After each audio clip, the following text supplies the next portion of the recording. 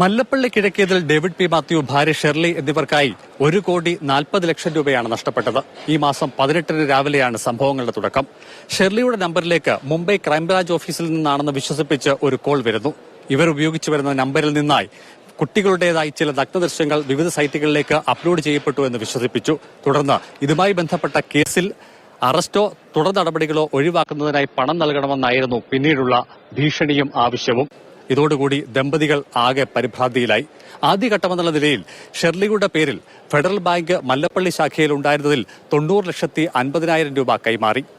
രണ്ടാം ഘട്ടമായി David P മാത്യുവിന്റെ പേരിൽ റാന്നി അങ്ങാടി ശാഖയിൽ ഉണ്ടായിരുന്നതിൽ 50 ലക്ഷം കൂടി കൈമാറുകയുണ്ടായി. തുടർന്ന് ഇന്നലെ വീണ്ടും ദമ്പതികൾ ബാങ്ക് ശാഖയിലെത്തി കൂടുതൽ തുക കൈമാറാൻ ശ്രമം നടത്തിയതോടെ ജീവനക്കാർക്ക് സംശയമായി. വിവരങ്ങൾ ആരാഞ്ഞതോടുകൂടിയാണ് സൈബർ തട്ടിപ്പിന്റെ യഥാർത്ഥ ചിത്രം വ്യക്തമായത്. തുടർന്ന് ബാങ്ക് ജീവനക്കാർ തന്നെ വിവരം പോലീസിൽ അറിയിക്കുകയാണുണ്ടായത്.